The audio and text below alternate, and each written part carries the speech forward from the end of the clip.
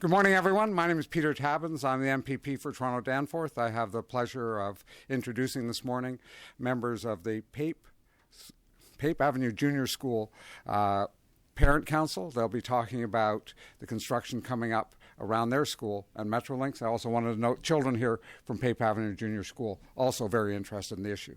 And with that, I turn it over to Cara McCutcheon. Cara? Thank you very much. As the co-chair of the Pape Parent Council, I am here today representing the almost 400 children from kindergarten to grade 6 at Pape Avenue Junior Public School. Pape School also houses a licensed daycare center offering year-round childcare for children 18 months and older.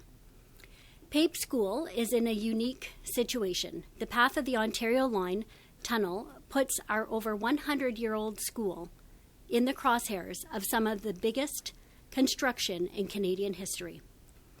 I am specifically requesting that the Minister of Transportation immediately instructs Metrolinx to follow the World Health Organization standards geared to children's noise levels in the classroom. WHO recommends that the ambient noise level in an empty classroom be no greater than 35 decibels, and the noise level in an occupied classroom should not exceed 40 to 50 decibels. Construction for Metrolinx's Ontario Line is planned to resume next month beside and underneath Pape School, with construction noise levels expected in the range of 69 to 120 decibels. This urgent ask to follow WHO standards for noise levels in the school's classroom will help minimize the invasive impact the Metrolinx Ontario Line project will have on the school children. The school community is frustrated and concerned for the health and safety of the children at Pape School during the Ontario Line construction project.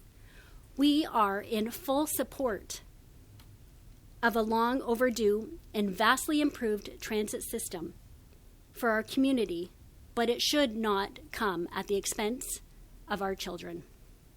Our school has formed a parent-led subcommittee who meet regularly to further their advocacy for the health and safety of the children. Here today, we have members of our subcommittee, Danielle Miller and Amrita Tecker, and they'll say a few words. Thank you. Great. Thank you. Thank you for the invitation today to help us shine a light on the growing concerns we have as we lead into the Ontario Line construction project impacting the Pape School. I want to reiterate that while noise is our number one concern right now, it is one of many safety concerns. For example, after limited testing, Metrolinx found a known carcinogen in the soil where they intend to dig. We need a commitment from Metrolinx that they will act on and put our children's health and safety at the forefront of their construction plans for the Ontario Line project. Amrita? Bottom line is all the kids at Pape School deserve to learn in a safe and healthy environment. Our children, all students at Pape, need normalcy. My name is Jacqueline Greenberg. I'm a concerned parent joining the Parent Council today.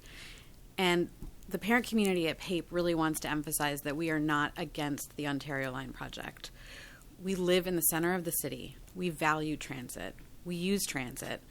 We want to see transit be better for everyone else, and including us. We just want to make sure that Metrolinx can assure at the outset that this aspect of the project that is happening on and directly in front of our kids' school will get the resources needed to keep our kids safe and their learning environment healthy. Thank you. Thank you very much for having us today. Are there any questions? What has any sort of communication with Metrolinx or TDSB been like so far? Have you had any communication with them? Yes, we've had many long conversations and meetings with Metrolinx dating back to 2020. They have expressed desire to do better, but we're here today because, quite frankly, our children deserve commitments on key areas like noise levels, environment, and transportation specific to the needs of school-age children. And that's why we're here. So they've sort of said, have they given you some things that you wanted but not other things? Well, we've had long conversations with them, and they have come to the table to listen and learn. There are key areas that they have not been willing to commit on, and one of those key areas is noise. And so they have not fully committed to following the WHO regulations that are specific to school-age children in a classroom. And have you guys reached out to the Ministry of Transport or the government at all about some of these issues as well, and what's that been like? We have expressed with a letter to the Minister of Transportation, expressing our desire for Minister of Transportation to ask Metrolinx or to urge Metrolinx to follow the WHO guidelines for noise levels in the classroom, and we have not received a response to that letter as of yet. Okay. And then I'm sure that there are other schools that are facing sort of similar issues. I'm wondering if you've had any interaction with parent groups at other schools, anyone else facing sort of similar things, or anything on like Eglinton, Crosstown, any sort of similarities that you're working with any other groups? We aren't working with any other groups. Do you want to take that question, Jacqueline? I think we're not aware yet of other schools or parent groups that face this exact set of circumstances. So the Ontario line is set to build right beside, like directly beside and underneath the school property. I think the key here that we want to emphasize is that we want what every parent wants, which is a learning environment that is safe and healthy for our kids to go to school. And I think that our engagement with Metrolinx has shown so far that at this point it looks like Metrolinx is developing a business as usual plan, that this sort of looks and feels like the rest of a project, and we're trying to say, well, actually, no, this is a different set of circumstances because of the nature of the school being directly on top of the project. And would you be able to just repeat the facts about the number of decimals with the sound?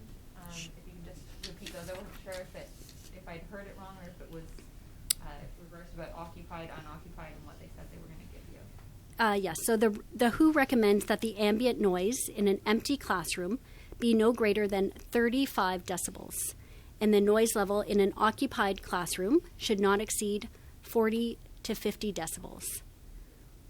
The Ontario Line construction plan is projected to have decibels in the range of 69 and 120. And how do you know that piece? Did they tell you that piece? Is that in the release? That was in a health and safety plan specific to, that we asked for, specific to our school. So my question. No more questions. Well, thank you very much, everyone, for having us here today and asking those important questions. Thank you.